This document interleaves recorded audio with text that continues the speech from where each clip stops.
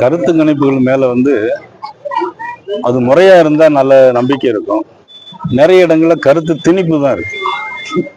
அது திமுக கூட்டணி சார்பா நிறைய கருத்து திணிப்புகள் வந்திருக்கு. ஆனால் கருத்து கணிப்பை பத்தி நம்ம இப்ப பேச வேண்டிய எந்த அவசியமும் இல்லை.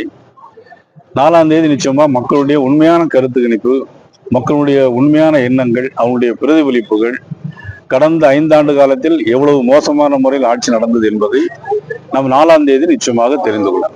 ஆனா ஆஃப்டர் போலிங் விஜய் நிச்சயமா தாக்கத்தை ஏற்படுத்துவார் அப்படின்னு அனைவராலும் பேசப்படுற மூத்த பத்திரிகையாளர் பலரும் பேசுவாங்க. அரசியல் உங்க கேள்வி எப்படி இருக்குன்னு எனக்கு தெரியல. ஆஃப்டர் போலிங் அது எனக்கு வாய்ப்பே இல்லை. பிஃபோர் போலிங் ஏதாவது இருந்தாக்கிதான் பார்க்கணும். இருந்தாலும் மக்கள் ஒரு ஆட்சிக்கு எதிரான மனநிலையில் தான் நிறைய பேர் இருந்ததாக நானும் கேள்விப்படுறேன். அது அரசு அதிகாரிகள், அரசு ஊழியர்கள் மற்றும் பாமர மக்கள், வியாபாரிகள் மத்தியிலும் சரி, பெண்கள் மத்தியிலும் சரி, மிகப்பெரிய அந்த அரசு இருக்கக்கூடாது என்கிறதுல ஒரு மிகப்பெரிய ஒரு மாற்றத்திற்கு நிச்சயமா ஒரு மாற்றம். உங்க பார்வையில விஜய் எத்தனை தொகுதி ஜெயிப்பாருங்க? என்னுடைய பொறுத்தவரை விஜய் எந்த தொகுதியிலும் ஜெயிக்கிறதுக்கான வாய்ப்புகள் இருப்பதா எனக்கு தெரியல. இல்ல, ஒருவேளை அதிகப்படியான தொகுதியில் ஜெயிச்சாருன்னா தொங்கு சட்டசபை ஏற்படும் பட்சத்துல தேசிய ஜனநாயக கூட்டணி விஜயனுடைய ஆதரவை கோருமா? நிச்சயமா அவரு அதிகப்படியான தொகுதியில் ஜெயிக்கிறதுக்கான வாய்ப்பே கிடையாது. அதுக்கான பேச்சே இல்லை. ஆனா என்ன, இன்னைக்கு கேஸ் விலை 970 ரூபாய் கூட்டி இருக்கிறாங்க. கிட்டத்தட்ட குற்றச்சாட்டு. அதாவது உங்களுக்கு தான் தெரியும், உலக நாடுகள்ல இன்னைக்கு எவ்வளவு ஒரு மோசமான ஒரு சூழ்நிலை இருக்கு. பக்கத்து நாடுகள்ல கேஸே கிடைக்கிறது இல்லை.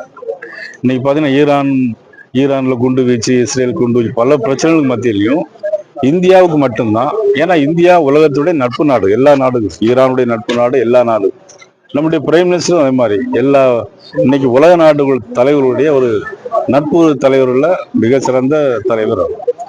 திமுக தலைவர் அறிவாலயத்துல அமைச்சர்களை சந்திக்கிறதும், அடுத்த கவர்மெண்ட் கனெக்ட் பண்ற மாதிரி, அமைச்சரவை ரெடி பண்ற மாதிரி ஒரு இது ஓடிட்டு இருக்கு. தாவேக்காவும் ஒரு சைட்ல பாத்துக்கல, அவங்களுடைய கூட்டணி அமைதியா இருக்கு.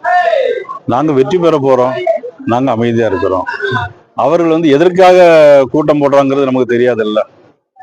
அதாவது இந்த கேஸ் விலை உயர்வு தேர்தல் முடிஞ்ச பிறகு பிஜேபி கவர்மெண்ட் கூட்டியிருக்காங்க அப்படிங்கிறதான் எப்பொழுதுமே பாரதிய ஜனதா கட்சியை பொறுத்த மட்டும் கேஸா இருந்தாலும், டீசல், பெட்ரோல் எதுவாக இருந்தாலும் நிச்சயமா மக்களுடைய நலன் கருதி எல்லா முடிவுகளும் நிச்சயமா.